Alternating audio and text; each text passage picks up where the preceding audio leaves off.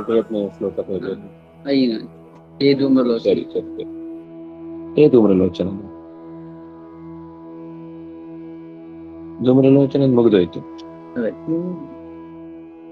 ಎಂಡಲ್ಲಿ ನೋಡಿ. ಅದೇ ಇದು 5 ಶ್ಲೋಕ ಆಗಿದೆ.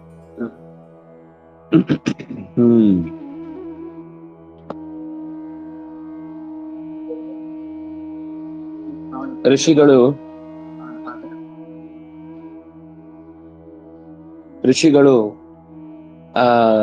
ಕಥೆಯನ್ನ ಮುಂದುವರೆಸ್ತಾ, ಯಾರು ಸುಮೇಧಸ್ ಋಷಿಗಳು ಆ ವೈಶ್ಯನಿಗೆ ಮತ್ತು ಕ್ಷತ್ರಿಯನಿಗೆ ಇಬ್ಬರಿಗೂ ಕಥೆಯನ್ನ ಹೇಳ್ತಾ, ಶುಂಭ ಅನ್ನುವಂತಹ ದೈತ್ಯನಿಂದ ಆಜ್ಞಪ್ತರಾಗಿ ಹೊರಟಂತಹ ಚಂಡಮುಂಡರು ಏನ್ ಮಾಡಿದ್ರು ಅನ್ನುವ ಕಥೆಯನ್ನು ಹೇಳುವಾಗ, ಚತುರಂಗ ಬಲವನ್ನ ಕೂಡಿಕೊಂಡು ಆಯುಧಗಳನ್ನು ಎತ್ತಿಕೊಂಡು ಬಂಗಾರದಂತಿರುವ ಪರ್ವತದ ಹಿಮತಪ್ಪಲಿನ ಬುಡಕ್ಕೆ ಸೈನ್ಯ ಕಟ್ಟಿಕೊಂಡು ಹೋಗಿದ್ದಾರೆ. ಅಲ್ಲಿ ಏಕಾಕಿನಿಯಾಗಿ ಸಿಂಹದ ಮೇಲೆ ಕುಳಿತಿರುವ ದೇವಿಯನ್ನ ಕಂಡಿದ್ದಾರೆ. ಏನೂ ಹಿಂದೆ ಮುಂದೆ ಮಾತಾಡಿಸದೆ ನೇರವಾಗಿ ಆಯುಧವನ್ನ ಎತ್ತಿಕೊಂಡು ಅವಳ ಮೇಲೆ ದಾಳಿ ಮಾಡ್ಲಿಕ್ಕೆ ಹೋದಾಗ, ಅವಳು ಕೂಡ ಹೂಬು ಗಂಟಿಕ್ಕಿದ ಸ್ಥಿತಿಯಲ್ಲಿ ಮತ್ತು ಆಕ್ರಮಣಕ್ಕೆ ಎದುರಾದ ಸ್ಥಿತಿಯಲ್ಲಿರುವಂತಹ ಸಿಂಹವನ್ನ ಎದುರಿಸಬೇಕಾಗತ್ತೆ ಶತ್ರುಗಳು. ತಕ್ಷಣವೇ ಅವಳ ಮುಖ ಇನ್ನಷ್ಟು ಕೋಪದಿಂದ ಉರಿದು ಕೆಂಪು ಕಪ್ಪಾಗಿ ಅವರ ಮೇಲೆ ಸಿಟ್ಟಿನ ವ್ಯವಸ್ಥೆ ಅದು ಜೋರಾಯಿತು. ಸಿಟ್ಟಿನ ಅಬ್ಬರ ಜಾಸ್ತಿ ಆಯಿತು. ಹಾಗೇನಾಯ್ತು ಅಂತಂದ್ರೆ, ಕಾಳಿ ಕರಾಳವದನ ವಿನಿಷ್ಕ್ರಾಂತ ಅಸಿಪಾಶಿನಿ, ಆ ಶರೀರದಿಂದ ಕೋಪಕ್ಕೆ ಸುಟ್ಟು ಹೋದಂತ ಶರೀರ ಉಳ್ಳವಳಂತೆ, ಸುಟ್ಟು ಹೋದದ್ದಲ್ಲ ಆದ್ರೆ ಆ ಶರೀರದಲ್ಲಿ ಆ ಕೋಪದ ಕರಾಳತೆ ಅನ್ನೋದು ಕಾಣುವ ಹಾಗೆ ಕಾಳಿ ಎನ್ನುವ ರೂಪದಿಂದ ನಾಲಿಗೆಯನ್ನ ಚಾಚಿದ ಕರಾಳ ವದನಳಾಗಿ ವಿನಿಷ್ಕ್ರಾಂತ ಹೊರಕ್ಕೆ ಬರುವಾಗ ಅವಳ ಕೈಲಿ ಒಂದ್ ಕೈಲಿ ಹಗ್ಗ, ಇನ್ನೊಂದ್ ಕೈಲಿ ಕತ್ತಿ. ಅಸಿ ಪಾಶಿನಿ, ವಿಚಿತ್ರ ಖಟ್ವಾಂಗದರ. ಖಟ್ವಾಂಗ ಅನ್ನೋದು ಒಂದು ಆಯುಧ. ನಮಗೆ ಇವತ್ತು ಈ ಶಬ್ದಗಳೆಲ್ಲ ಕೇವಲ ಒಂದು ಆಯುಧ ಅಂತ ಹೇಳ್ಬೇಕಷ್ಟ. ವ್ಯಾಖ್ಯಾನ ಮಾಡಿದ್ರೆ ಅವರು ಆಯುಧ ವಿಶೇಷ ಅಂತ ವ್ಯಾಖ್ಯಾನ ಮಾಡಿ ಬಿಡ್ತಾರೆ. ಆದ್ರೆ ಇದೆ, ವ್ಯಾಖ್ಯಾನವನ್ನ ಸ್ವಲ್ಪ ಹುಡುಕಿದ್ರೆ ಸಿಗುತ್ತೆ. ಆದ್ರೆ ಇವತ್ತು ಅದ್ ಬಳಕೆಯಲ್ಲಿ ಇರಲ್ಲ, ಹೇಳಿದ್ರು ಅದು ಅಸ್ಪಷ್ಟವೇ. ಕೊರಳಲ್ಲಿ ನರಮಾಲಾ ವಿಭೂಷಣ, ಕೊರಳಲ್ಲಿ ತಲೆಬುರುಡೆಗಳ ಮಾಲೆಯನ್ನೇ ತೊಟ್ಟಿದ್ದಾಳೆ. ದ್ವೀಪಿ ಚರ್ಮ ಪರಿಧಾನ, ಆನೆಯ, ದ್ವೀಪಿ ಅಂದ್ರೆ ಆನೆ, ಆನೆಯ ಚರ್ಮವನ್ನ, ಅಲ್ಲ ದ್ವೀಪಿ ಅಂದ್ರೆ ಸಿಂಹ, ದ್ವೀಪ ಅಂದ್ರೆ ಆನೆ, ಸಿಂಹದ ಸಿಂಹ ಇದು ಸಿಂಹ ಅಲ್ಲ, ಹುಲಿ. ಚರ್ಮಣಿ ದ್ವೀಪಿನಂ ಹಂತಿ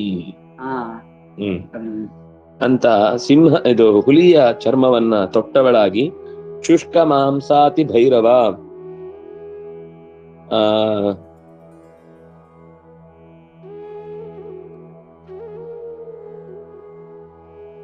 ಏನದು ಶುಷ್ಕ ಮಾಂಸ ಅಂದ್ರೆ?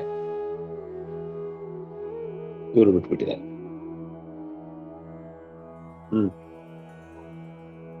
ಅಂದ್ರೆ ಅದು ತಲೆಯನ್ನೆಲ್ಲ ಬುರುಡೆ ಹಾಕಿದ್ದು ಮೈ ಮೇಲೆ ಎಲ್ಲ ಒಣಗ್ ಹೋಗ್ಬಿಟ್ಟಿದೆ, ಮಾಂಸವೆಲ್ಲ ಅವಳ ಕೋಪಕ್ಕೆ ಸುಟ್ಟೋಗಿದೆ ಅಂತ ಇಟ್ಕೊಳ್ಬೇಕಷ್ಟೇ. ಶುಷ್ಕ ಮಾಂಸ, ಅಥವಾ ಇನ್ನೊಂದು ರೀತಿಯಿಂದ ಹೇಳುದಾದ್ರೆ ಅವಳು ಕೋಪದಿಂದ ಆವಿರ್ಭವಿಸಿದವಳಾದ್ರಿಂದಾಗಿ ದಷ್ಟಪುಷ್ಟವಾಗಿಲ್ಲ ಅಂತ, ಸಿಟ್ಟಿಗೆ ಮೈಯೆಲ್ಲ ಹದವಾಗಿದೆ.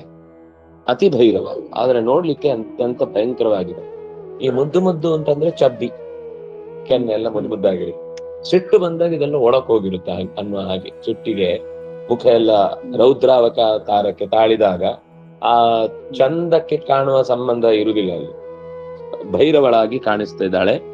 ಅತಿ ವಿಸ್ತಾರವದನ, ದೊಡ್ಡ ಬಾಯಿ, ಜಿಹ್ವಾ ಲನನ ಭೀಷಣ, ನಾಲಿಗೆಯನ್ನು ಚಾಚಿಗೆ ಎಷ್ಟು ಉದ್ದ ಇತ್ತು ಅಂದ್ರೆ ಇಡೀ ದೇಹದಲ್ಲಿ ಉದ್ದವಾದದ್ದು ನಾಲಿಗೆ ಎನ್ನುವ ಹಾಗೇನೆ ಕಾಣಬೇಕು, ಅಂತಹ ಲಲನ ಭೀಷಣ. ನಿಮಗ್ನ ರಕ್ತನಯನ, ಕಣ್ಣು ನೆತ್ತರಿನಲ್ಲಿ ಮುಳುಗಿಸಿ ತೆಗೆದ ಹಾಗೆ ಕಾಣಿಸ್ತಿದೆ. ನಾದಾಪೂರಿತ ದಿಗ್ಮುಖ, ಅವಳ ಕೂಗಿಗೆ ಎಲ್ಲ ದಿಕ್ಕುಗಳು ಅವಳ ಸದ್ದಿಗೆ ತುಂಬಿ ಹೋಗಿದೆ. ಅವಳ ಸದ್ದಿನಿಂದ ದಿಕ್ಕುಗಳು ತುಂಬಿ ಹೋಗಿದೆ. ತುಂಬಿಸಿದ ನಾದದಿಂದ ಕೂಡಿದವಳು, ನಾದಾಪೂರಿತ ದಿಗ್ಮುಖ. ಸಾವೇಗೇನಾಪತಿತ ಅಭಿಪಾತಿತ, ವೇಗದಿಂದ ಎದುರಾಳಿಗಳ ಮೇಲೆ ಮುಗಿಬಿದ್ದಿದ್ದಾಳೆ. ಘಾತಯಂತಿ ಮಹಾಸುರಾನ್, ಮಹಾ ಅಸುರರನ್ನ ಹೊಡೆದಾಡುತ್ತಾ ನುಗ್ಗಿದ್ದಾಳೆ. ಸೈನ್ಯೇ ತತ್ರ ಸುರಾರೀಣಾಂ ಅಭಕ್ಷಯತ ತದ್ಬಲಂ. ಸುರಾರೀಣಾಂ, ಸುರರಿಗೆ ಶತ್ರುಗಳೆನಿಸಿದ ರಕ್ಕಸರ ದೊಡ್ಡ ಪಡೆಯನ್ನು, ಅದರ ಗುಂಪನ್ನು ಅಭಕ್ಷಯತ ನುಂಗಿಬಿಟ್ಲು. ಎಲ್ಲ ಬಾಯಿ ಕರಾಳವದನ, ನಾಲಿಗೆಯನ್ನು ಚಾಚ್ತಾಳೆ, ಸ್ವೀಕಾರ ಮಾಡ್ತಾಳೆ. ಯುದ್ಧ ಎಲ್ಲ ಇಲ್ವೇ ಇಲ್ಲ, ಚಪ್ಪರಿಸುವುದಷ್ಟೇ, ತೆಗೆದು ಬಾಯಲ್ಲಿ ಚಪ್ಪರಿಸ್ತಾ ಇದ್ದಾಳೆ. ಪಾರ್ಷ್ಣಿಗ್ರಾಹಾಂಕುಶಗ್ರಾಹ ಯೋಧ ಘಂಟಾ ಸಮನ್ವಿತಾನ್ ಸಮಾದಾಯೈಕ ಹಸ್ತೇನ ಮುಖೇ ಚಿಕ್ಷೇಪ ವಾರಣಾನ್. ಈ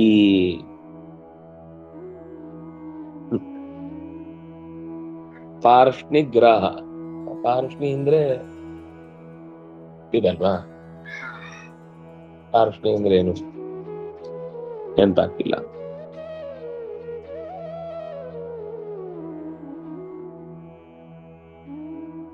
ಅಂಕುಶಗ್ರಾಹರು ಅಂದ್ರೆ ಮಾವುತರು.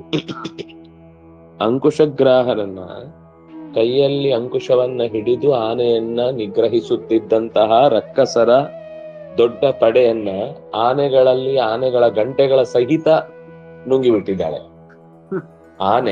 ಆನೆ ಗಂಟೆ, ಮಾವುತರು ಎಲ್ಲರನ್ನು ಸೇರಿ ಸಮಾದಾಯ ಏಕಹಸ್ತೇನ. ಪಾರ್ಷ್ಣಿ ಅಂದ್ರೆ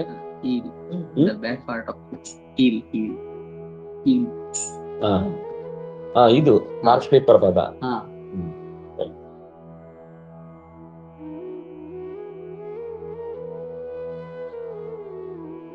ಪಾರ್ಷ್ಣಿಗ್ರಾಹಾಂಕುಶಗ್ರಾಹ ಯೋಧ ಘಂಟಾ ಸಮನ್ವಿತಾನ್ ಸಮಾದಾಯ ಏಕಹಸ್ತೇನ ವಾರಣಾನ್ ಮುಖೇ ಚಿಕ್ಷೇಪ.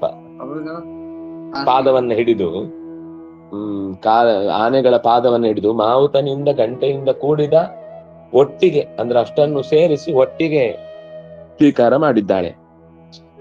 ಆನೆಗಳ ಹಿಮ್ಮಡಿಯನ್ನು ಹಿಡಿದು ಅದರ ಒಟ್ಟಿಗೆ ಇದ್ದಂತಹ ಗಂಟೆ ಮತ್ತು ಮಾವುತರನ್ನು ಸೇರಿ ಒಂದೇ ಕೈಯಿಂದ ಎತ್ತಿ ಬಾಯಿಗೆ ಹಾಕೊಂಡು ನುಂಗಿಬಿಟ್ಟಿದ್ದಾಳೆ.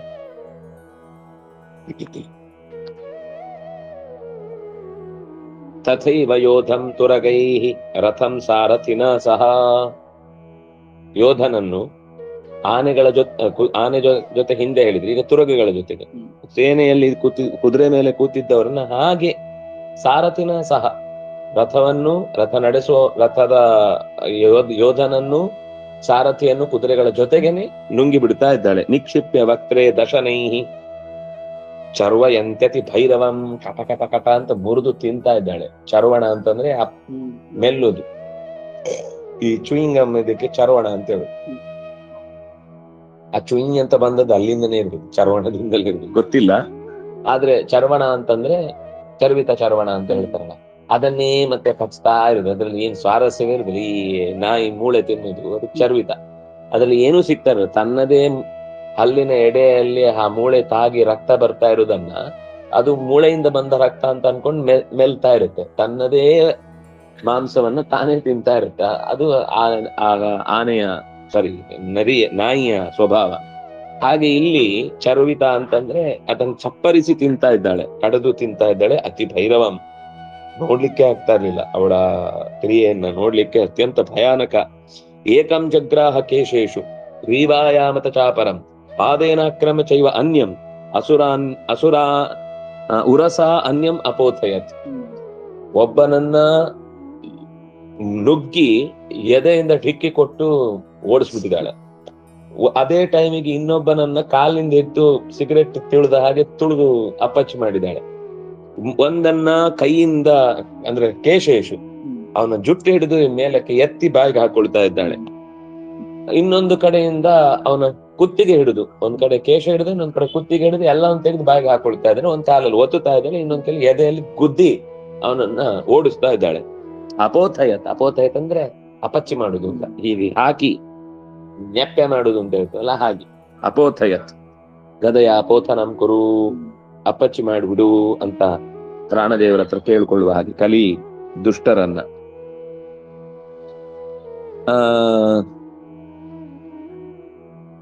ತೈರ್ಮುಕ್ತಾನಿ ಚ ಶಸ್ತ್ರಾಣಿ ಮಹಾಸ್ತ್ರಾಣಿ ತಥಾ ಸುರೈಹಿ ಮುಖೇನ ಜಗ್ರಾಹರುಷ ದಶನೈರ್ಮಥಿತಾನ್ಯಪಿ.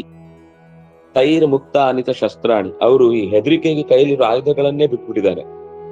ಆದ್ರೆ ಕೆಲವರು ಅಷ್ಟರಲ್ಲೂ ಧೈರ್ಯ ತಾಳಿ ಅಸ್ತ್ರಗಳನ್ನ ಮಂತ್ರ ಪೂರ್ವಕವಾಗಿ ಪ್ರಯೋಗವನ್ನು ಮಾಡಿದ್ದಾರೆ ಅವಳ ಮೇಲೆ. ಆದ್ರೆ ಎಲ್ಲವನ್ನು ಮುಖೇನ ಜಗ್ರಾಹ ಋಷ, ಅವರು ಬಾಣ ಪ್ರಯೋಗ ಮಾಡಿದ್ದನ್ನು ಪ್ರಯೋಗ ಮಾಡದೆ ಕೈಯಲ್ಲಿ ಬಿಟ್ಟದ್ದನ್ನು ಎರಡನ್ನೂ ತೆಗೆದು ಬಾಯಿಗೆ ಹಾಕೊಂಡಿದ್ದಾಳೆ. ದಶನೈಹಿ ಮಥಿತಾನ್ಯಪಿ ಅಸ್ತ್ರಾಣಿ ಮಥಿತಾನಿ ದಶನೈಹಿ, ಹಲ್ಲುಗಳಿಂದ ಕಚ್ಚಿ ಅಪ್ಪಚ್ಚಿ ಮಾಡಿ ತಿಂದು ಬಿಟ್ಟಿದ್ದಾಳೆ. ಬಲಿನಾಂ ತದ್ಬಲಂ ಸರ್ವಂ ಅಸುರಾಣಾಂ ದುರಾತ್ಮನಾಂ ಮಮರ್ದ ಅಭಕ್ಷಯಚ್ಚಾನ್ಯಾನ್ ಅನ್ಯಾಂಶ್ಚಾತಾಡಯತ್ತದ. ಬಲಿನಾಂ ತದ್ಬಲಂ, ಬಲಿಷ್ಠರಾದ ಅವರ ಸೈನ್ಯ, ಬಲ ಅಂದ್ರೆ ಸೈನ್ಯ ಅಂತ ಅರ್ಥ. ಬಲಿಷ್ಠರಾದ ಅವರ ಸೈನ್ಯವನ್ನು, ಯಾರ? ಸರ್ವಂ ಅಸುರಾಣಾಂ ದುರಾತ್ಮನಾಂ ಸೈನ್ಯಂ, ಎಲ್ಲ ರೀತಿಯ ರಕ್ಕಸರು ಕೂಡ ಒಟ್ಟಿಗೆ ಅಲ್ಲಿ ಸೇರ್ಕೊಂಡ್ ಬಿಟ್ಟಿದ್ದಾರೆ ಅವಳನ್ನ ಎದುರಿಸ್ಲಿಕ್ಕೋಸ್ಕರ. ದುರಾತ್ಮನಾಂ ಅಸುರಾಣಾಂ ಸರ್ವಂ ಬಲಿನಾಂ ತದ್ಬಲಂ ಮಮರ್ದ, ಗುದ್ದಿ ಅಥವಾ ಹಿಡಿದು ಅಪ್ಪಚ್ಚಿ ಮಾಡಿದ್ದಾಳೆ. ಕೊನೆಗೆ ಅದನ್ನ ಬಾಯಿಗೆ ಹಾಕೊಂಡು ಅಭಕ್ಷಯತ್ ಅನ್ಯಾನ್ ಚ ಅತಾಡಯತ್, ಇನ್ನು ಉಳಿದವ್ರು ದೂರದಲ್ಲಿದ್ದವರನ್ನೆಲ್ಲ ಹೊಡೆದು ಓಡಿಸಿದಾಳೆ ಅಥವಾ ಬೀಳಿಸಿದಾಳೆ. ಕೈಗೆ ಸಿಕ್ಕವರನ್ನೆಲ್ಲ ತೆಗೆದು ಬಾಯಿಗೆ ಹಾಕೊಂಡಿದ್ದಾಳೆ.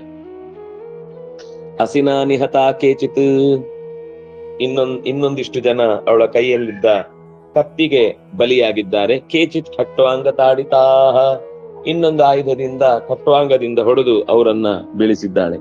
ಜಗ್ಮುರು ವಿನಾಶಮ ಸುರಾಹ, ಅಸುರಾಹ ವಿನಾಶಂ ಜಗ್ಮುರು, ಅಸುರರೆಲ್ಲ ಸತ್ತೇ ಹೋಗ್ತಾ ಇದ್ದಾರೆ. ದಂತಾಗ್ರಾಭಿ ಹತಾಸ್ತಥಾ, ಇನ್ನು ಕೆಲವರೆಲ್ಲ ಕಚ್ಚಿ ದಂತ ಅಗ್ರದ ದಾಡೆ ತರ ಚೂಪಾದ ಕೋರೆ ಹಲ್ಲಿನಿಂದ ತಿವಿದು ಇನ್ನಷ್ಟು ಜನರನ್ನ ಕೊಂದಿದ್ದಾಳೆ. ದಂತ ಅಗ್ರಾಭಿ ಹತಾಹ, ದಂತದ ತುದಿಯಿಂದ ಸೀಳಿದ ಎದೆ ಉಳ್ಳವರಾಗಿ ಎಷ್ಟೋ ಜನ ಹತರಾಗಿದ್ದಾರೆ. ಕ್ಷಣೇನ ತನ್ಮಹಾ ಸೈನ್ಯಂ ಅಸುರಾಣಾಂ ನಿಪಾತಿತಂ, ಇದೆಲ್ಲ ಕ್ಷಣ ಮಾತ್ರದಲ್ಲಿ ಅಸುರರ ಸೈನ್ಯ ಬಿದ್ದು ಹೋಯಿತು. ದೃಷ್ಟ್ವಾ ಚಂಡೋ ತದುದ್ರಾವ, ಚಂಡ ನೋಡಿ ಅಭಿದುದ್ರಾವ, ಇನ್ನೂ ಹುಮ್ಮಸ್ಸಿನಿಂದ ಜಾಸ್ತಿ ಎದುರಿಗೆ ಬಂದ. ತಾಂ ಕಾಳೀಂ ಅತಿ ಭೀಷಣಾಂ, ಅತ್ಯಂತ ಭೀಕರವಾದ ರೂಪವುಳ್ಳಂತಹ ಕಾಳಿಯನ್ನು ಎದುರಿಸಿ ಮತ್ತೆ ಚಂಡ ಮುನ್ನುಗ್ಗಿದ. ಶರವರ್ಷೈರ್ ಮಹಾಭೀಮೈಹಿ ಭೀಮಾಕ್ಷೀಂ ತಾಂ ಮಹಾಸುರ, ಭಯಂಕರ ಭಯ ಹುಟ್ಟಿಸುವ ಕಣ್ಣುಗಳುಳ್ಳಂತಹ ಕಾಳಿಯನ್ನು ಭಯಂಕರವಾದ ಅಸ್ತ್ರಗಳ ಪ್ರಯೋಗವನ್ನ ಮಾಡುತ್ತಾ ಆ ಅಸುರನು ಅವಳನ್ನ ಛಾದಯಾಮಾಸ, ಮುಚ್ಚಿಬಿಟ್ಟ ಬಾಣದ ಮಳೆಯಿಂದ. ಆದ್ರೆ ಅವಳು ತಕ್ಷಣವೇ ಚಕ್ರೈಶ್ಚ ಮುಂಡ ಕ್ಷಿಪ್ತೈಹಿ ಸಹಸ್ರಶಃ,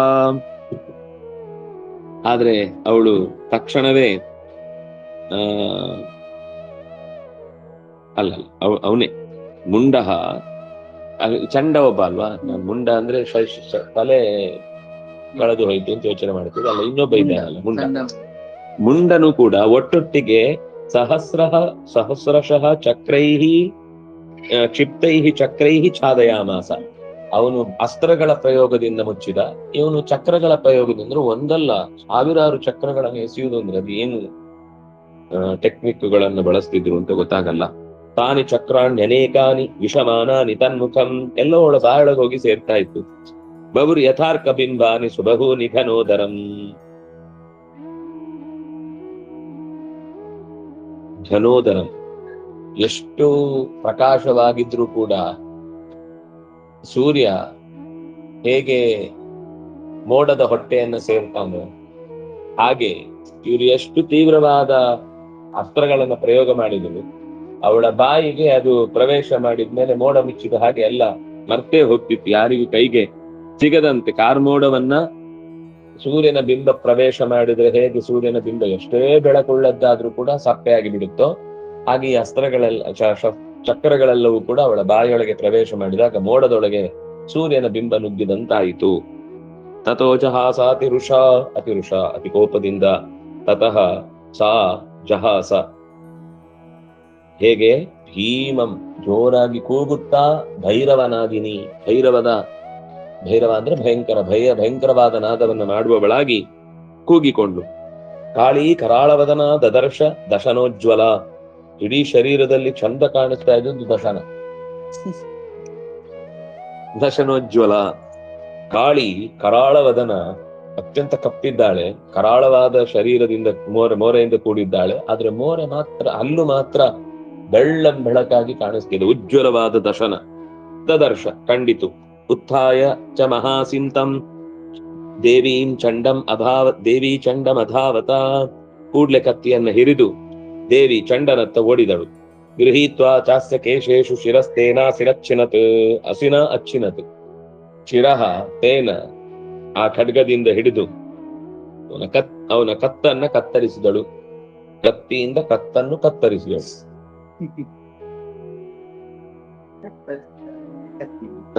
ಕತ್ತಿಯಿಂದ ಕತ್ತನ್ನು ಕತ್ತರಿಸಿದಳು.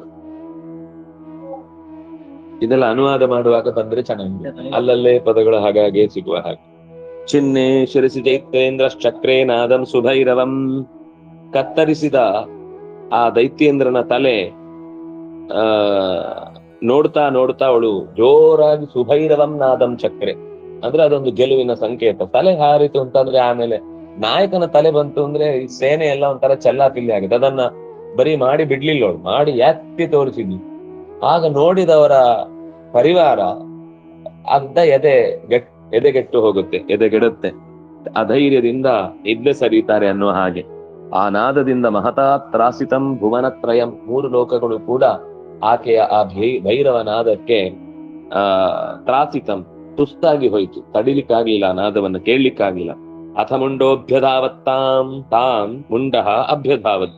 ದೃಷ್ಟ್ವಾ ಚಂಡಂ ನಿಪಾತಿತಂ. ತನ್ನ ಒಡಹುಟ್ಟಿದವನ ರುಂಡವನ್ನ ಚೆಂಡಾಡಿದ ಚಂಡಿಯನ್ನ ಕಂಡು ಕೆಂಡಾಮಂಡಲನಾದ. ಋಷ ತಮಸ್ಯ ಪಾತಯದ್ ಭೂಮೌ ಸಾ ಖಡ್ಗಾ ವಿಹತಂ ಋಷ.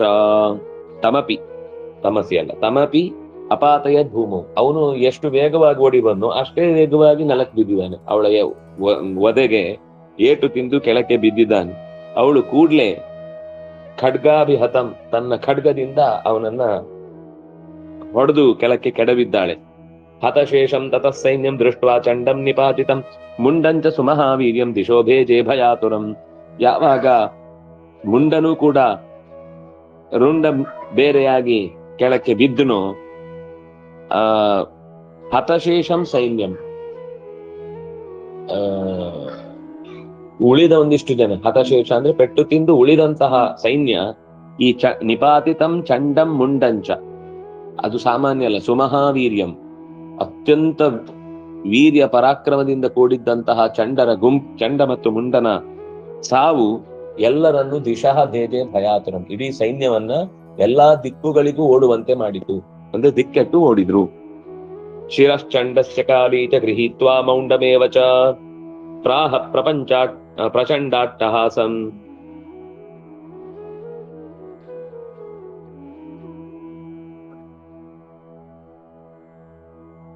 ಏನೋ ತಪ್ಪಾಗಿದೆ ಶ್ಲೋಕ. 23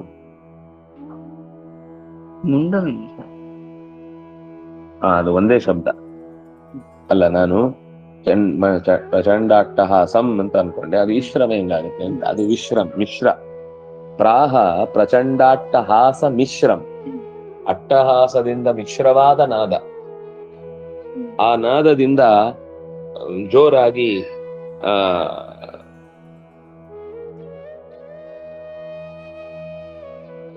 ಕಾಳಿ ಪ್ರಾಹ.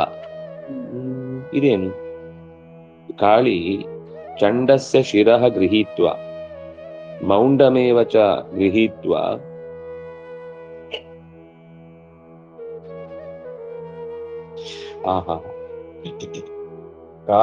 ನಾವು ಹಿಂದೆ ಒಂದು ಅವಳ ಶರೀರದಿಂದ ಹೊರಗೆ ಬಂತು ಅಂತ ನೋಡಿದ್ವಲ್ಲ, ಹೊರಬಂದ ಕಾಳಿ ಚಂಡಿಕೆಯನ್ನು ಕುರಿತು ಮಾತಾಡ್ತಾ ಇದ್ದಾಳೆ. ಇಲ್ಲಾಂದ್ರೆ ಇಬ್ರಲ್ಲ ಅಂತ ಆಗ್ತಿತ್ತು, ಒಬ್ರೆ ಅಂತ ಆಗ್ತಿತ್ತು.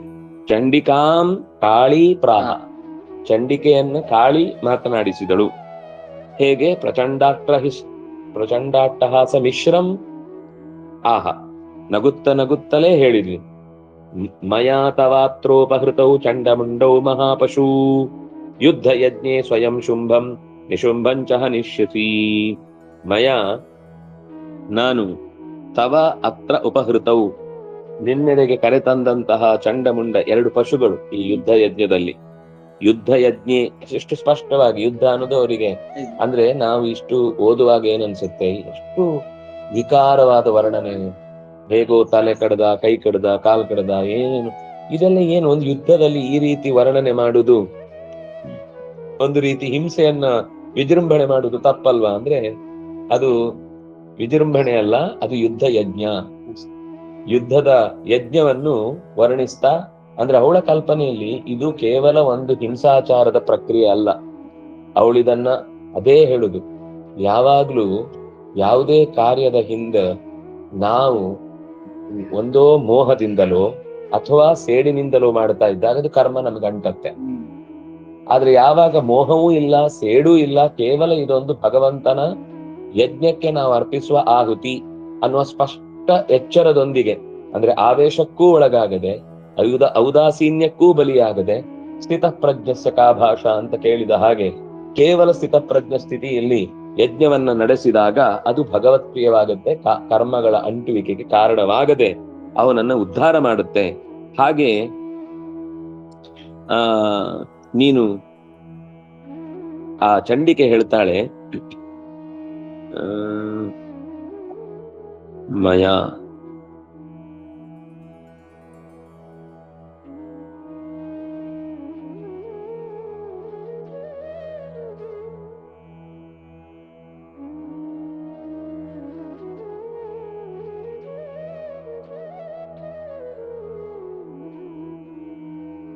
ಚಂಡಿಕೆಯನ್ನು ಬಂದು ಸೇರಿದಂತಹ, ಚಂಡಿಕೆ ಎದುರು ಬಂದು ಸೇರಿದಂತಹ ಕಾಳಿ ಅಲ್ಲಿ ಬಂದಿದ್ದಾಳೆ. ಅವಳು ಹೇಳ್ತಾ ಇದ್ದಾಳೆ, ನೀನು ಈ ಚಂಡಮುಂಡರನ್ನ ಸಂಹಾರ ಮಾಡಿದ್ದಿ. ತವಾನೀತೌ ತಥೋ ದೃಷ್ಟ ಚಂಡಮುಂಡೋ ಮಹಾಸುರೌ ಉವಾಚ ಕಾಳೀಂ ಕಲ್ಯಾಣೀಂ ಲಲಿತಂ ಚಂಡಿಕಾಂ ವಚಃ. ಎಲ್ಲೋಯ್ತು? ಮುಂದೆ ಐತೆ, ಸರಿ, ಎಲ್ಲೋಯ್ತು ನೋಡಿದ್ವಾ? ನೀನು ಈ ರೀತಿ ಕರೆತಂದಂತಹ ಚಂಡಮುಂಡರು, ಅಂದ್ರೆ 2 ಶಿರಗಳನ್ನ ಹೊತ್ತು ತಂದಿದ್ದಾಳೆ. ಅವಳನ್ನು ಕುರಿತು, ಕಾಳಿಯನ್ನು ಕುರಿತು ಚಂಡಿಕಾ ಲಲಿತಂ ಕಲ್ಯಾಣಿ ಚಂಡಿಕಾ ಕಾಳೀಂ ಉವಾಚ. ಲಲಿತ, ಅತ್ಯಂತ ಲಲಿತ ಮಾತುಗಳಿಂದ, ಲಲಿತಂ ವಚಃ ಉವಾಚ. ಕಾ ಉವಾಚ? ಕಲ್ಯಾಣಿ ಚಂಡಿಕಾ ಉವಾಚ. ಕಾಮುವಾಚ ಕಾಳೀಂ ಉವಾಚ. ಕಿಮಿತಿ ಉವಾಚ? ಯಸ್ಮಾತ್ ಚಂಡಂಚ ಮುಂಡಂಚ ಗೃಹೀತ್ವಾ ತಮುಪಾಗತ ಚಾಮುಂಡೇತಿ ತಥೋ ಲೋಕೆ ಚಾಮುಂಡೇತಿ ತಥೋ ಲೋಕೆ ಖ್ಯಾತಾದೇವಿ ಭವಿಷ್ಯಸಿ ಅಂತ. ನೀನು ಲೋಕದಲ್ಲಿ ನೀನು ಇದನ್ನು ಭಗವಂತನಿಗೆ ಅರ್ಪಿಸುವ ದೃಷ್ಟಿಯಿಂದ ಈ ಯಾಗವನ್ನ ಮಾಡಿ ಬಲಿಪಶುಗಳನ್ನಾಗಿ ಚಂಡಮುಂಡನನ್ನ ಕೊಂದೆ ಅಲ್ವಾ? ಹಾಗಾಗಿ ನಿನಗೆ ಚಾಮುಂಡ ಅನ್ನುವ ಹೆಸರೇ ಲೋಕದಲ್ಲಿ ಪ್ರಸಿದ್ಧಿಯಾಗುತ್ತೆ ಅಂತ ಆ ಚಂಡಿಕೆಯು ಕಾಳಿಯನ್ನ ಕುರಿತು ಈ ಮಾತಿನಿಂದ ಹೊಗಳುತ್ತಾಳೆ. ಅಂದ್ರೆ ಅವಳಿಗೆ ದೇವಿಯ, ನಾರಾಯಣಿಯ ಆ ವಿಶಿಷ್ಟವಾದ ಕಾರ್ಯವನ್ನು ನೋಡಿ ತುಂಬಾ ಸಂತೋಷವಾಗಿ ಹೊಗಳುತ್ತಾಳೆ. ಇಲ್ಲಿಗೆ ಮಾರ್ಕಂಡೇ ಪುರಾಣೇ ಸಾವರ್ಣಿಕೆ ಮನ್ಮಥರೆ ದೇವಿ ಮಾಹಾತ್ಮ್ಯೆ ಚಂಡಮುಂಡವಧೋ ನಾಮ ಸಪ್ತಮೋಧ್ಯಾಯ. ಮುಂದೆ ಅದು ಮುಗಿಯುವುದಿಲ್ಲ ಅಲ್ಲಿಗೆ. ಚಂಡಮುಂಡರು ಹೋದ್ರು ಅಂದ್ರೆ ಮತ್ತೂ ಇದ್ದಾರಲ್ಲಿ ಅವರ ಕೈಯಲ್ಲಿ. ಋಷಿರುವಾಚ ಚಂಡೇಚ ನಿಹತೆ ದೈತ್ಯೆ ಮುಂಡೇಚ ವಿನಿಪಾತಿತೆ ಬಹುಲೇಶು ಚ ಸೈನ್ಯೇಶು ಕ್ಷೈತೇಶ್ವಸುರೇಶ್ವರ. ಅಸುರೇಶ್ವರ ಯಾರು? ಶುಂಭ ನಿಶುಂಭ. ಅದ್ರಲ್ಲಿ ಯಾರು ಒಬ್ಬ, ಶುಂಭನು ನಿಶುಂಭನು ಯಾರೋ ಒಬ್ಬ. ಚಂಡ ಮತ್ತು ಮುಂಡ ಇಬ್ಬರೂ ವಿನಿಪಾತಿತೆ, ಶರೀರ ಕಳೆದುಕೊಳ್ಳಲು. ಮತ್ತು ಅಷ್ಟೇ ಅಲ್ಲ, ಬಹುಲೇಶು ಚ ಸೈನ್ಯೇಶು ವಿನಿಪಾತಿತೆ, ಅತ್ಯಂತ ದೊಡ್ಡ ಪ್ರಮಾಣದ ಸೈನ್ಯವನ್ನೂ ಕಳೆದುಕೊಂಡಾಗ, ಬಹುಲೇಶು ಸೈನ್ಯೇಶು ಕ್ಷೈತೇಶು ಪೂರ್ತಿ ಕ್ಷಯಗೊಳ್ಳಲಾಗಿ, ಅಸುರೇಶ್ವರನಾದವನು ತತಃ ಕೋಪ ಪರಾಧೀನ ಚೇತಾಹ, ಕೋಪಕ್ಕೆ ಬಲಿಯಾದ ಮನಸ್ಸುಳ್ಳಂತಹ ಆ ರಕ್ಕಸನು, ಆ ಬಳಿಕ ಯಾರು? ಶುಂಭನೆ. ಪ್ರತಾಪವಾನ್ ಶುಂಭ ದೈತ್ಯಾನಾಂ ಸರ್ವಸೈನ್ಯಾನಾಂ ಉದ್ಯೋಗಂ ಆದಿದೇಶ. ಎಲ್ಲಾ ದೈತ್ಯ ಸೈನ್ಯರಿಗೆ, ಸೈನ್ಯ ಮಂದಿಗೆ ಅವನು ಉದ್ಯೋಗವನ್ನ, ಆದಿದೇಶ, ಒಂದು ಕೆಲಸವನ್ನ, ಪ್ರಯತ್ನವನ್ನ ಹೇಳಿದ, ಹೀಗ್ ಮಾಡಿ ಅಂತ ಆದಿದೇಶ. ಅದ್ಯ ಸರ್ವಬಲೈರ್ದೈತ್ಯಾ ಷಡಶೀತಿ ಹೃದಾಯುಧಾ ಕಂಬೂನಾಂ ಚತುರಶೀತಿ ನಿರ್ಯಾಂತು ಸ್ವಬಲೈರುತಾ. 86 ದೈತ್ಯರ ವಂಶ ಇದೆ. ಷಡಶೀತಿ ಸರ್ವಬಲೈಹಿ, 86 ಬಗೆಯ ಬೇರೆ ಬೇರೆ ಸೈನ್ಯದ ದೊಡ್ಡ ವಂಶದ ಪರಂಪರೆಯ ರಾಶಿಯನ್ನು ಉದಾಯುಧ, ಎತ್ತಿದ ಆಯುಧಗಳಿಂದ ಕೂಡಿದವರಾಗಿ ಹೊರಡಬೇಕು. ಅಷ್ಟೇ ಅಲ್ಲ, ಇದೇನು ಚತುರಶೀತಿ 84. ಚತುರಶೀತಿ ಕಂಬೂನಾಂ ಕಂಬು ಅಂತ ಆ ಸೈನ್ಯದ ಹೆಸರು, ಅಂದ್ರೆ ವಂಶದ ಹೆಸರು. ಕಂಬು ಅನ್ನುವ ಹೆಸರಿನ ವಂಶದ ಎಂಬ ಹೆಸರಿನ 84 ಸೈನ್ಯ ಸ್ವಬಲೈರ್ವೃತ, ತಮ್ಮ ಬೇರೆ ಬೇರೆ ಉಳಿದ ದೈತ್ಯ ಸೈನ್ಯದ ಗುಂಪನ್ನ ಹೊತ್ತುಕೊಂಡು ಯುದ್ಧಕ್ಕೆ ಹೊರಡಲಿ. ನಿರ್ಯಾಂತು, ನಿರ್ಯಾಂತು ಅಂದ್ರೆ ಹೋಗು, ನಿರ್ಯಾಹಿ ಹೊರಡು. ಯಾಹಿ ಅಂದ್ರೂ ಅದೇ ಅರ್ಥ. ಆ ಯಾಹಿ ಅಂದ್ರೆ ಬಾ, ನಿರ್ಯಾಹಿ ಅಂದ್ರೆ ಹೊರಡು ಅಂತ. ಕೋಟಿ ವೀರ್ಯಾಣಿ ಪಂಚಾಶದ ಅಸುರಾಣಾಂ ಕುಲಾನಿ ವೈ. ಮತ್ತು ಇದೆ, ಇನ್ನು ಮುಗಿಲಿಲ್ಲ. ಪಂಚಾಶತ್ ಅಸುರಾಣಾಂ ಕೋಟಿ ವೀರ್ಯಾಣಿ ಕುಲಾನಿ, 50 ಇನ್ನು ದೊಡ್ಡ ಅಸುರರ ಕೋಟಿ ಸಂಖ್ಯೆಯ ಕುಲಗಳಿವೆ. ತತಃ ಕುಲಾನಿ ಧೌಮ್ರಾಣಾಂ ನಿರ್ಗಚ್ಚಂತು ಮಮಾಜ್ಞೆಯ. ಇನ್ನು ಧೌಮ್ರ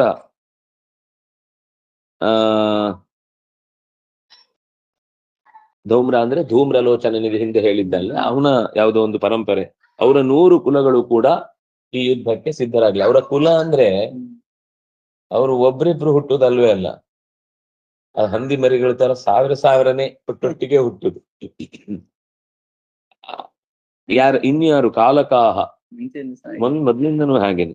ಕಾಲಕಾಹ, ದೌರ್ಹೃದಾಹ, ಮೌರ್ವಾಹ, ಕಾಲಿಕೇಯಾಹ ತಥಾ ಅಸುರಾಹ ಯುದ್ಧಾಹ ಸಜ್ಜಾಯ ನಿರ್ಯಾಂತು ಆಜ್ಞೆಯ ತ್ವರಿತಾ ಮಮ. ಕೂಡ್ಲೆ ತ್ವರಿತ, ತಕ್ಷಣವೇ ನನ್ನ ಆಜ್ಞೆಯಿಂದ ಯುದ್ಧಕ್ಕಾಗಿ ಕಾಲಕರು, ದುರ್ಹೃದರು, ಮೌರ್ವರು, ಕಾಲಿಕೆಯರು ಎಲ್ಲರೂ ಕೂಡ ಒಟ್ಟಿಗೆ ಹೊರಡಬೇಕು.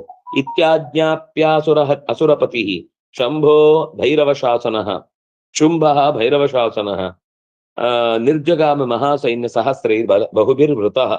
ಈ ಆಜ್ಞೆಯನ್ನ ಮಾಡಿ ಅಸುರಪತಿಯಾದ ಶುಂಭನು ಭೈರವ ಶಾಸನ, ಭಯಾನಕವಾದ ಶಾಸನವನ್ನ ಮಾಡುವಂತವನು, ಮಹಾಸೈನ್ಯ ಸಹಸ್ರೈಹಿ ಬಹುಭಿಹಿ ವೃತಃ ನಿರ್ಜಗಾಮ. ಮಹಾಸೈನ್ಯ ಸಹಸ್ರೈಹಿ, ಲೆಕ್ಕವಿಲ್ಲದಷ್ಟು ಸೈನ್ಯದ ಬಲವನ್ನ ಹೊತ್ತುಕೊಂಡು ನಿರ್ಜಗಾಮ. ಆಯಾಂತಂ ಚಂಡಿಕಾ ದೃಷ್ಟ್ವಾ, ಬರ್ತಾ ಇರುವ ದೊಡ್ಡ ಗುಂಪನ್ನ, ಪ್ರಳಯದ ತೆರೆಗಳಂತೆ ಉರುಳಿ ಬರ್ತಾ ಇರುವಂತಹ ಸೈನ್ಯವನ್ನ ಚಂಡಿಕೆ ನೋಡಿ, ತತ್ಸೈನ್ಯಂ ಅತಿ ಭೀಷಣಂ, ಸಾಮಾನ್ಯ ಸೈನ್ಯ ಅಲ್ಲ, ನೋಡ್ಲಿಕ್ಕೇನೆ ಭಯ ಹುಟ್ಟಿಸುವಂತಹ ಸೈನ್ಯವನ್ನ ನೋಡಿ, ಜಾಸ್ವನೈ, ತನ್ನ ಧನುಸ್ಸಿನ ಹಗ್ಗವನ್ನು ಜೋರಾಗಿ ಸದ್ದು ಮಾಡಿದ್ಲು. ಧರಣಿ ಗಗನಾಂತರಂ ಪೂರಯಾಮಾಸ, ಆ ಧ್ವನಿಯಿಂದ ಆಕಾಶ ಭೂಮಿ ಎರಡನ್ನೂ ತುಂಬಿಕೊಂಡಳು, ಆ ಧ್ವನಿಯಿಂದಲೇ ತುಂಬಿದ್ಲು. ತತ ಸಿಂಹೋ ಮಹಾನಾದಮತೀವ ಕೃತವಾನ್ ನೃಪ. ಎಲೆ ರಾಜನೇ, ಆ ಸಿಂಹವು ಕೂಡ ತನ್ನ ಒಡತಿ ಮಾಡಿದ ಜಾಸ್ವನದ ಧ್ವನಿಗೆ ಪ್ರತಿ ಧ್ವನಿಯಾಗಿ ಆ ಸಿಂಹವು ಕೂಡ ಜೋರಾಗಿ ನಾದಗೈದಿತು.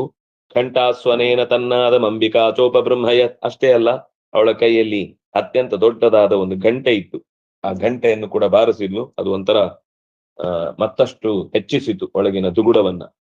ಗರ್ಜನೆಯ ಜೊತೆಗೆ ಸಿಂಹದ ಗರ್ಜನೆ, ಅವಳ ಘಂಟಾನಾದ, ಜಾಸ್ವನ, ಇದೆಲ್ಲವೂ ಸೇರಿ ದಿಕ್ಕುಗಳೆಲ್ಲ ನಾದದಿಂದ ಧನುರ್ಜ ಸಿಂಹ ಘಂಟಾನಾಂ ನಾದಾಹ ಪೂರಿತ ದಿಗ್ಮುಖ, ಎಲ್ಲಾ ದಿಕ್ಕುಗಳನ್ನು ಈ ನಾದಗಳೇ ತುಂಬಿಕೊಂಡು ಬಿಟ್ಟವು.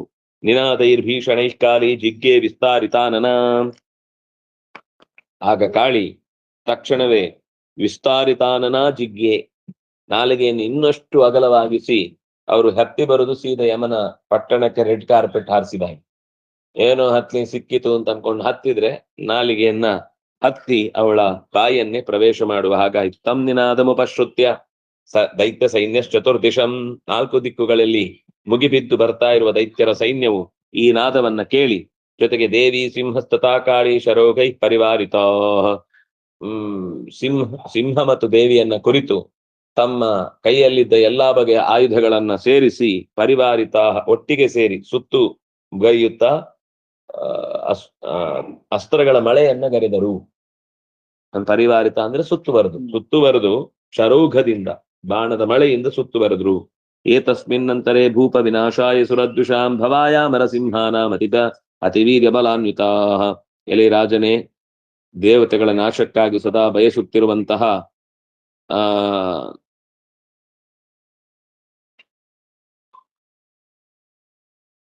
ಯಾರೆಲ್ಲ ಬ್ರಹ್ಮ, ಈಶಾ, ಗುಹ, ವಿಷ್ಣು, ಇಂದ್ರ ಇವರದ್ದೆಲ್ಲರ ಶಕ್ತಿಗಳು ಅವಳನ್ನ ಅತಿವೀರ್ಯ ಬಲಾನ್ವಿತಾ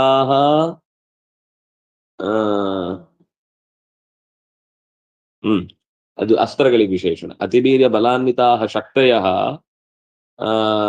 ಆಯಾ ಶರೀರದಿಂದ ಶರೀರೇಭ್ಯೋ ವಿನಿಷ್ಕ್ರಮ್ಯ ತದ್ರೂಪೈ ಚಂಡಿಕಾಂ ಯಯುಃ. ಆ ಎಲ್ಲ ಬ್ರಹ್ಮ, ಗುಹ, ಈಶ, ವಿಷ್ಣು, ಇಂದ್ರ ಇವರೆಲ್ಲರ ಶರೀರದಿಂದ ಹೊರಟಂತಹ ಒಂದು ಶಕ್ತಿ ಆ ಚಂಡಿಕೆಯ ಸ್ವರೂಪವನ್ನ ಚಂಡಿಕೆಯ ಹತ್ತಿರಕ್ಕೆ ಹೋಗಿ ಸೇರಿತು, ಚಂಡಿಕೆಯನ್ನ ವ್ಯಾಪಿಸಿತು. ಯಸ್ಯ ದೇವಸ್ಯ ಯದ್ರೂಪಂ ಯಥಾ ಭೂಷಣ ವಾಹನಂ ತದ್ವದೇಹೈತ ಶಕ್ತಿ ಅಸುರಾನ್ ಯೋದ್ಧುಮಾಯಯೌ. ಯಾವ ದೇವಸ್ಯ ಯದ್ರೂಪಂ, ಅದು ಹೇಗಿತ್ತು ಅಂದ್ರೆ ಯಾವ ದೇವತಾ ಶಕ್ತಿಯ ರೂಪ ಇತ್ತೋ ಆ ದೇವತಾ ರೂಪದ ಹೆಣ್ಣು ರೂಪ. ಇಂದ್ರಾಣಿ, ಭವಾನಿ ಪ್ರತಿಯೊಂದು ರೂಪದಿಂದಲೂ ಕೂಡ ಹೊರಗೆ ಬಂದಂತಹ ಯಥಾಭೂಷಣ ವಾಹನಂ, ಯಾವ ರೀತಿ ಆಯುಧ, ಯಾವ ರೀತಿ ಭೂಷಣ, ಯಾವ ರೀತಿ ವಾಹನ, ಇದೆಲ್ಲ ತದ್ವದೇವ ತತ್ಶಕ್ತಿ. ಅದೇ ರೀತಿ ಅವರ ಒಳಗೆ ಇದ್ದ ಇವಳದ್ದೇ ಶಕ್ತಿ ವಾಪಸ್ ಬಂತಷ್ಟೆ.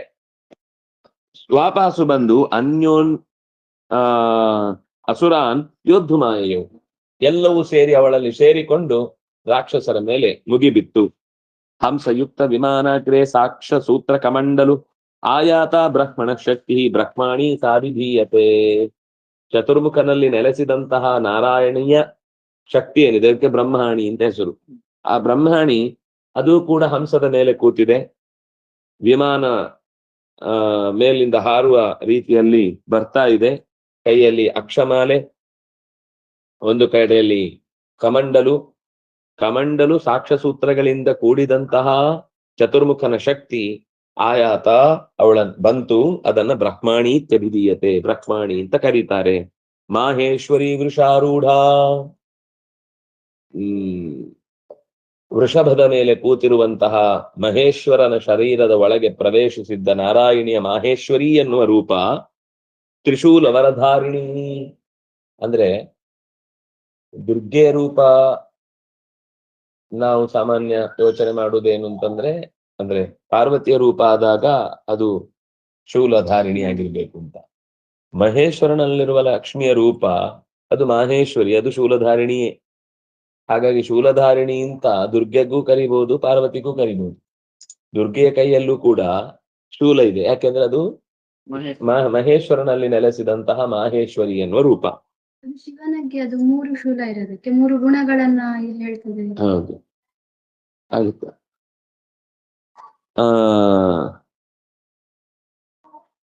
ವೃಷಾರೂಢ ತ್ರಿಶೂಲ ವರಧಾರಿಣಿ. ವರ ಅಂದ್ರೆ ವರ ನೀಡುವಂತ ಮುದ್ರೆ, ಇಲ್ಲಿ ಮುದ್ರೆಗಳು ಹೇಳುವಂಥದ್ದು. ಮಹಾ ಮಹಾ ಅಹಿವಲಯ, ಅಹಿಯನ್ನು ವಲಯದಲ್ಲಿ ಅಂದ್ರೆ ಕುತ್ತಿಗೆಯಲ್ಲಿ ಕೊರಳಲ್ಲಿ ಮಾಲೆಯಾಗಿ ಶಿವ ಹೇಗೆ ನಾಗಭೂಷಣನೋ ಹಾಗೆ ಇವಳು ಕೂಡ ನಾಗಭೂಷಣೆ. ಪ್ರಾಪ್ತ ಚಂದ್ರರೇಖಾ ವಿಭೂಷಣ, ತಲೆಯಲ್ಲಿ ಜಟೆ ಇದೆ, ಅದರ ಮೇಲೆ ಒಂದು ಚಂದ್ರನ ರೇಖೆ ಇದೆ. ಹೀಗಿರುವ ಮಾಹೇಶ್ವರಿ ಅನ್ನುವ ರೂಪವನ್ನ ಸೆಳೆದು ಆ ಚಂಡಿಕೆಯನ್ನ ಪ್ರವೇಶ ಮಾಡ್ತಾ ಇದೆ. ಕೌಮಾರಿ, ಕುಮಾರನ ಗುಹನಲ್ಲಿರುವಂತಹ ರೂಪ. ಶಕ್ತಿ ಹಸ್ತ, ಮಯೂರವರ ವಾಹನ, ಅವಳು ಕೂಡ ಮಯೂರದ ಮೇಲೆ ಕೂತಿದ್ದಾಳೆ. ಯೋದ್ಧುಮಭ್ಯಾಯಯೌ ದೈತ್ಯಾನಂಬಿಕಾ ಗುಹರೂಪಿಣಿ, ಗುಹರೂಪದಿಂದಲೇ ಅಂಬಿಕೆಯು ಆ ರಾಕ್ಷಸರನ್ನ ಯುದ್ಧಕ್ಕಾಗಿ ನಿಂತಳು. ತಥೈವ ವೈಷ್ಣವಿ ಶಕ್ತಿ ಗರುಡೋ ಪರಿಸಂಸ್ಥಿತ, ಗರುಡನ ಮೇಲೆ ಕುಳಿತಂತಹ ನಾರಾಯಣಿ ರೂಪ ಶಂಖ, ಚಕ್ರ, ಗದಾ, ಶರಂಗ, ಖಡ್ಗಗಳನ್ನು ಹಸ್ತದಲ್ಲಿ ಹಿಡಿದು ಅಭ್ಯುಪಾಯಯೌ ಎದುರಿಸಿ ಬಂದಳು. ಈ ಉಳಿದ ಕಡೆಯಲ್ಲೆಲ್ಲ ಆಗ್ಬೇಕಾದ್ರೆ ಅವಳ ಶಕ್ತಿ ಅವರ ಸೇವೆಗೆ, ಅವರ ಸಹಾಯಕ್ಕೆ ಅಂತಿರುವುದು. ನಾರಾಯಣನಲ್ಲಿರುವಂತಹ ನಾರಾಯಣ ರೂಪ ನಾರಾಯಣನ ಸೇವೆಗೆ ಅಂತ ಇರುವಂತದ್ದು. ನಾರಾಯಣನನ್ನ ನಿಯಮಿಸುವ ರೂಪ ಅಲ್ಲ, ನಾರಾಯಣನ ರೂಪವನ್ನ ತೊಟ್ಟು ಬಂದದ್ದು. ಯಾಕೆಂದ್ರೆ ಅವಳಿಗೆ ನಾರಾಯಣಿ ಅಂತ ಹೆಸರು. ನಾರಾಯಣ ಹೇಗಿದ್ದಾನೋ ಒಂದು ರೂಪದಿಂದ ಅವಳು ಇದ್ದಾಳೆ. ಅಂದ್ರೆ ಆ ರೂಪ ನಾರಾಯಣನ ಸಿಗ್ತಿದ್ದು, ಈ ರೂಪಗಳು ಅವಳು ಅವರಿಗೆಲ್ಲ ಕೊಟ್ಟದ್ದು. ಹೀಗೆ ತಥೈವ ಆಯ್ತು. ಯಜ್ಞವರಾಹಮತುಲಂ ರೂಪಂ ಯಾ ಬಿಭ್ರತೋ ಹರೇಃ ಶಕ್ತಿಂ ಸಾಪ್ಯಾಯಯೌ ತತ್ರ ವಾರಾಹೀಂ ಬಿಭ್ರತೀಂ ತನುಂ. ನೋಡಿ, ಉಳಿದವರಿಗೆಲ್ಲ ಒಂದೊಂದೇ ರೂಪ. ನಾರಾಯಣನಿಗಾಗುವಾಗ ಮತ್ತೆ ರೂಪಗಳು ಹೆಚ್ಚಿದೆ. ಯಜ್ಞವರಾಹನ ರೂಪದಲ್ಲಿ ಭಗವಂತ ಏನು ಕಾರ್ಯಭಾರ ಮಾಡಿದ್ನೋ ಅದೇ ರೂಪದಿಂದ ಅವಳು ಕೂಡ ಹರೇಹೆ ರೂಪಂ ಯಾ ಬಿಭ್ರತಃ ವಾರಾಹೀಂ ತನುಂ ಬಿಭ್ರತಿ. ವಾರಾಹಿ ರೂಪವನ್ನ ಹೇಗೆ ವರಾಹ ಇದೆಯೋ ಹಾಗೆ ವಾರಾಹಿ ಅಂತ ನಾರಾಯಣಿ ಶಕ್ತಿಯ ರೂಪದಲ್ಲಿ ಆ ಚಂಡಿಕೆಯನ್ನ ಅಂಬಿಕೆಯನ್ನ ಪ್ರವೇಶಿಸಿದ್ದಾಳೆ. ಅದು ಮಾತ್ರ ಅಲ್ಲ, ನಾರಸಿಂಹೀ ನೃಸಿಂಹಸ್ಯ ಬಿಭ್ರತಿ ಸದೃಶಂ ವಪು ಪ್ರಾಪ್ತ ತತ್ರ ತಟಾಕ್ಷೇಪ ಕ್ಷಿಪ್ತ ನಕ್ಷತ್ರ ಸಂಹತಿ. ನಕ್ಷತ್ರಗಳ ರಾಶಿಯನ್ನ ತನ್ನ ತಲೆಗೂದಲಿನಿಂದ ಪಕ್ಕಕ್ಕೆ ಸರಿಸಿ ಅವಳು ತಲೆ ಅಲ್ಲಾಡಿಸುವಾಗ ನಕ್ಷತ್ರಗಳ ರಾಶಿ ಎಲ್ಲ ಪಕ್ಕಕ್ಕೆ ಹೋಗಿ ಗುಡಿಸಿ ಹಾಕಿದಾಗ ಮೂಲೆಗೆ ಬೀಳುವ ಹಾಗೆ ನೃಸಿಂಹಸ್ಯ ಶರೀರಂ, ನೃಸಿಂಹನ ರೂಪವನ್ನ ತೊಟ್ಟು ನಾರಸಿಂಹಿ ಎನ್ನುವ ರೂಪದಿಂದ ಆ ಶಕ್ತಿಯ ರೂಪದಿಂದ ಆಕೆ ಬಂದಳು. ವಜ್ರಹಸ್ತ ತಥೈವೇಂದ್ರಿ ಅಂದ್ರೆ ಇದು 3 ರೂಪ ಅಲ್ಲ. ನಾರಾಯಣನಂತೆ ಹೇಳಿದ್ರಲ್ಲಿ ಶ್ರೀ ಭೂ ದುರ್ಗಾ ಅನ್ನುವ ರೂಪ ಮತ್ತು ಸತ್ವರಜಸ್ತಮಸ್ವನ್ನ ಗುಣಗಳನ್ನ ನಿಯಮಿಸುವ ರೂಪ. ಶ್ರೀನಾರಾಯಣ, ಭೂವರಾಹ, ದುರ್ಗಾ ನರಸಿಂಹ. ಆ ದುರ್ಗಾ ನರಸಿಂಹ ಅಂದ್ರೆ ದುರ್ಗೆ ಅನ್ನುವುದು ಬ್ರಹ್ಮಚಾರಿಣಿಯೇ ರೂಪ. ಆದ್ರೆ ಅದು ಯಾವಾಗ್ಲೂ ಇರುವುದು ನರಸಿಂಹನ ಸೇವೆ ಮಾಡಿಕೊಂಡಷ್ಟೇ. ಉಳಿದ ಕಡೆಗಳಲ್ಲಿ ಅವಳು ಹೆಂಡತಿಯಾಗಿ ಕೆಲಸ ಮಾಡುತ್ತಾಳೆ. ಇಲ್ಲಿ ತಂಗಿಯಾಗಿಯೇ ಸೇವೆ ಮಾಡಿದ ರೂಪ ಏನಿದೆ ಅದು ಮದುವೆ ಆಗದೆ ಇದ್ರು ಬ್ರಹ್ಮಾಣಿಯಾಗಿ ಕೆಲಸ ಅದು ದುರ್ಗಾ ಅನ್ನುವ ರೂಪದಿಂದ ಕೆಲಸ ಮಾಡಿದ ರೂಪವನ್ನ ಹೇಳಿದ್ದು. ವಜ್ರಹಸ್ತ ಇಂದ್ರನ ರೂಪ. ಗಜರಾಜೋಪರಿ ಐರಾವತದ ಮೇಲೆ ಕೂತಿದ್ದಾಳೆ. ಪ್ರಾಪ್ತ ಸಹಸ್ರನಯನ, ಅವಳು ಕೂಡ ಸಾವಿರಾರು ಕಣ್ಣುಗಳು ಮೈ ತುಂಬ ತುಂಬಿಕೊಂಡಿದೆ. ಹಾಗೆ ಶಕ್ಕರನ ಶರೀರದಿಂದ ಹೊರಟ ಇಂದ್ರಾಣಿ ಶಕ್ತಿಯಾಗಿ ಕಾಣಿಸಿಕೊಂಡಿದ್ದಾಳೆ. ತತಃ ಪರಿವೃತಸ್ತಾಭಿ ಈಶಾನೋ ದೇವಶಕ್ತಿಭಿ. ಇದೊಂಥರ ಲಕ್ಷ್ಮಿಯ ವಿಶ್ವರೂಪ. ನಾರಾಯಣನಿಗೆ ಹೇಗೆ ಏಕಾದಶಾಧ್ಯಾಯದಲ್ಲಿ ಅರ್ಜುನ ವಿಶ್ವರೂಪವನ್ನ ಹೇಳ್ತಾನೋ ಅದೇ ರೀತಿ ಲಕ್ಷ್ಮಿಯ ವಿಶ್ವರೂಪವನ್ನ ಇದು ಹೇಳ್ತಾ ಇದೆ ಅಂತ ನಾವು ಚಿಂತಿಸಬಹುದು. ತತಃ ಪರಿವೃತಸ್ತಾಭಿ ಈಶಾನೋ ದೇವಶಕ್ತಿಭಿ ಹನ್ಯತಾಂ ಅಸುರಾ ವಿಗ್ರಂ ಮಮ ಪ್ರೀತ್ಯಾಹ ಚಂಡಿಕಾಂ. ಆಗ ದೇವಶಕ್ತಿಗಳನ್ನೆಲ್ಲ ಹೊತ್ತು ನಿಂತಹ ಆಕೆಯನ್ನು ಅಸುರರೆಲ್ಲರೂ ಕೂಡ ನನ್ನ ಮೇಲಿನ ಪ್ರೀತಿಯಿಂದ ಚಂಡಿಕಾಂ ಹನ್ಯತಾಂ, ಆ ಚಂಡಿಕೆಯನ್ನ ಕೊಲ್ಲಿ ಅಂತ ಎಲ್ಲರೂ ಕೂಡ ಜೋರಾಗಿ ಹೇಳ್ತಾ ಇದ್ದಾರೆ.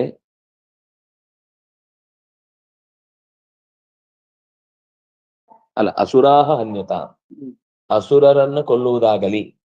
ಮಮ ಪ್ರೀತ್ಯ, ನನ್ನ ಮೇಲಿನ ಪ್ರೀತಿಯಿಂದ ಶಿವ ಎಲ್ಲ ಶಕ್ತಿಯ ರೂಪಗಳಿಗೆ ಹೇಳ್ತಾ ಇದ್ದಾನೆ, ಅವರನ್ನೆಲ್ಲ ರಾಕ್ಷಸರನ್ನೆಲ್ಲ ಕೊಂದು ಬಿಡು. ಈ ದೇವತಾ ಶಕ್ತಿಗಳನ್ನೆಲ್ಲ ನೀನು ಒಡಲಲ್ಲಿ ಏನು ಇಟ್ಟುಕೊಂಡಿದ್ದಿ, ಇದು ಎಲ್ಲ ಕಡೆಗೂ ಹಬ್ಬಿ ರಾಕ್ಷಸರ ಸೈನ್ಯ ಏನ್ ಕಮ್ಮಿ ಇತ್ತ?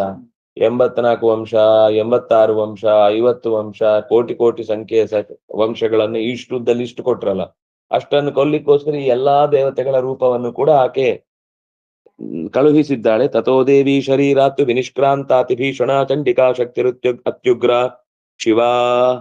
ಶಿವಾ ಶತನಿನಾದಿನಿ. ಆ ದೇವಿಯ ಶರೀರದಿಂದ ಯಾವಾಗ ಶಿವ ಪ್ರಾರ್ಥನೆ ಮಾಡಿ ಈ ರಕ್ಕಸರನ್ನೆಲ್ಲ ನಾಶ ಮಾಡು ಅಂತ ಹೇಳಿದ್ನೋ ಆಗ ಅಷ್ಟೂ ಬೇರೆ ಬೇರೆ ಶಕ್ತಿಯ ರೂಪಗಳು, ಚಂಡಿಕಾ ಶಕ್ತಿ ಅತ್ಯುಗ್ರ, ಅತ್ಯಂತ ಉಗ್ರವಾದ ಸ್ಥಿತಿಯಲ್ಲಿ ಶಿವಾ ಶತ ನಿನಾದಿನಿ, ನರಿಗಳು ಊಳಿಡುವ ರೀತಿಯಲ್ಲಿ ಅಮಂಗಳವನ್ನ, ಶಿವ ಅಂದ್ರೆ ಹೆಣ್ಣು ನರಿ, ಹೆಣ್ಣು ನರಿಗೆ ಶಿವ ಅಂತ ಹೆಸರು. ಶಿವ ಅಂತ ಹೌದು, ಹೆಣ್ಣು ಗಂಡಿಗೆ ಶಿವ ಅಂತ ಇಲ್ಲ, ಬಳಸಿದ ಹಾಗಿಲ್ಲ. ಶಿವ ಅಂತಂದ್ರೆ ನರಿ, ಹೆಣ್ಣು ನರಿ ಅಂತ ಲೆಕ್ಕ. ಅದು ಕೂಗಿದ್ರೆ ಅಮಂಗಳನಾದ ರಾಕ್ಷಸರಿಗೆ ಅವರ ಕತೆ ಮುಗಿಯಿತು ಅಂತ ಲೆಕ್ಕ. ಹಾಗೆ ಅವರಿಗೆ ಅಮಂಗಳ ಉಂಟಾಗುವುದಕ್ಕೋಸ್ಕರ ಕೂಗಿದಂತಹ ಧ್ವನಿ ಅದು ನರಿ ಊಳಿಟ್ಟಂತೆ ಕೇಳಿಸ್ತಾ ಇತ್ತು. ಸಾಚಾಹ ಧೂಮ್ರಾ ಜಟಿಲಂ ಈಶಾನಮ ಪರಾಜಿತ ದೂತತ್ವಂ ಗಚ್ಚ ಭಗವನ್ ಪಾರ್ಶ್ವಂ ಶುಂಭ ನಿಶುಂಭಯೋ.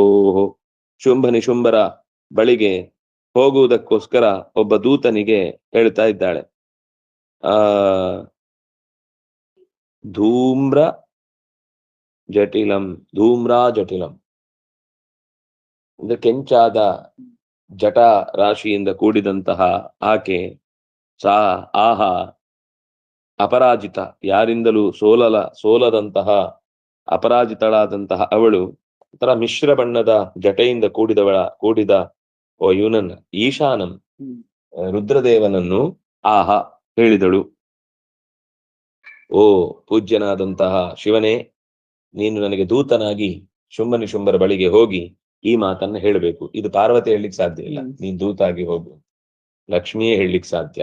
ನನಗೆ ಸ್ಪಷ್ಟ ಎಷ್ಟು ಚಂದದ ವಿವರಗಳು ಬಿಡಿಸಿ ಹೋದ ಹಾಗೆ.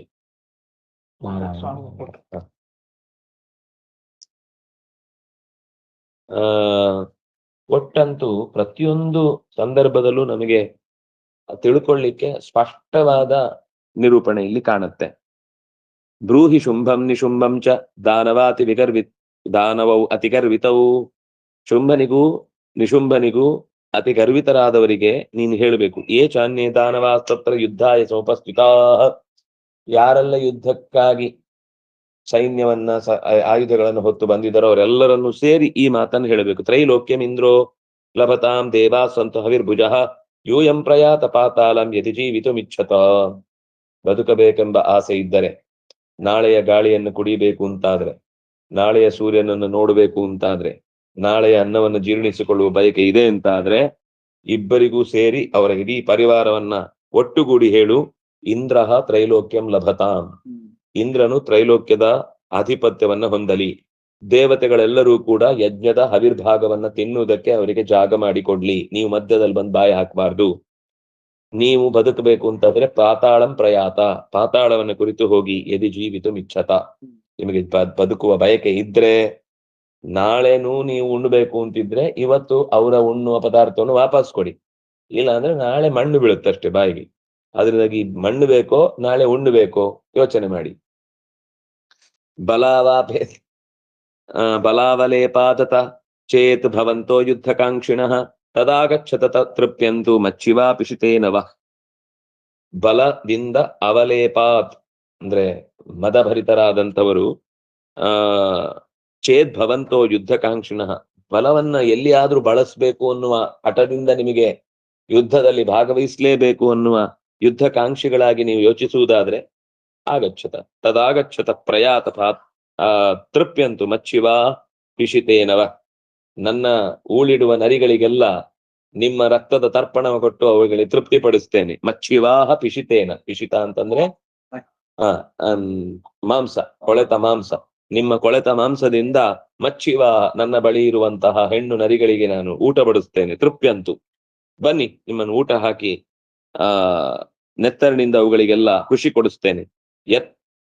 ಯತೋ ನಿಯುಕ್ತೋ ದೌತ್ಯೇನ ತಯಾ ದೇವ್ಯಾ ಶಿವ ಸ್ವಯಂ ಶಿವದೂತೀತಿ ಲೋಕೇಸ್ಮಿನ್ ತತಸ್ಯಾ ಸಾ ಖ್ಯಾತಿಮಾಗತ.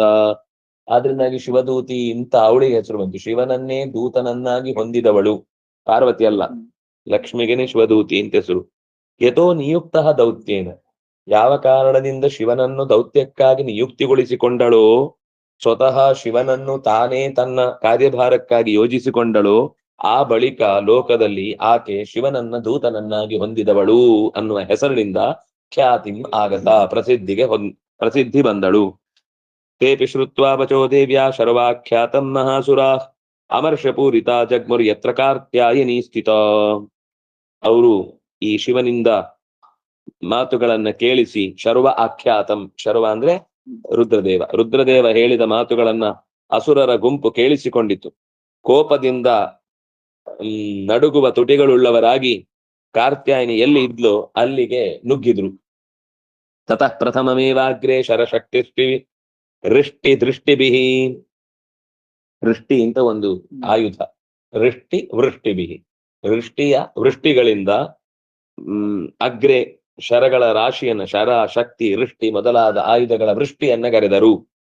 ವವೃಷು ಉದ್ಧತಾಮರ್ಷಾಹ, ಉದ್ಧತರಾಗಿದ್ದಾರೆ ಅಂದ್ರೆ ತರ್ಪಿಷ್ಠರಾಗಿದ್ದಾರೆ, ಕೋಪಿಷ್ಠರಾಗಿದ್ದಾರೆ. ಆಗಿ ತಾಂ ದೇವೀಂ ಅಮರಾರಯ, ಆ ದೇವಿಯನ್ನು ಮುಗಿಬಿದ್ರು. ಸಾ ಚ ತದ್ ಪ್ರಹಿತಾನ್ ಬಾಣಾನ್ ಶೂಲಶಕ್ತಿ ಪರಶ್ವಧಾನ್ ಚಿಚ್ಛೇದ ಲೀಲಯಾಧ್ಮಾತಂ ಧನುರ್ಮುಕ್ತೈರ್ಮಹೇಶುಭಿ. ದೊಡ್ಡ ದೊಡ್ಡ ಬಾಣಗಳಿಂದ ಅಂದ್ರೆ ದೊಡ್ಡ ದೊಡ್ಡ ಧನುಸ್ಸುಗಳಿಂದ ನಿರ್ಮುಕ್ತವಾದಂತಹ ಬಾಣಗಳ ರಾಶಿಯಿಂದ ಅವರು ಎಸೆದ ಶೂಲ ಶಕ್ತಿ ಪರಶು ಮೊದಲಾದಂತಹ ಆಯುಧಗಳನ್ನ ಲೀಲೆಯ ಚಿಚ್ಛೇದ ಅನಾಯಾಸವಾಗಿ ಅವರು ಎಸೆದ ಬಾಣದ ಮಳೆಗಳನ್ನ ಕತ್ತರಿಸಿ ಬಿಸುಟಳು. ಅಲ್ಲಿಗೆ ಇವತ್ತು ಸಾಕು. ಶ್ರೀ ಹರಿಪ್ರಿಯತಾಂ ಶ್ರೀ ಮುಕ್ಷೋಣ. ಹರಿಪ್ರಿಯತಾಂ. ಐಕೆ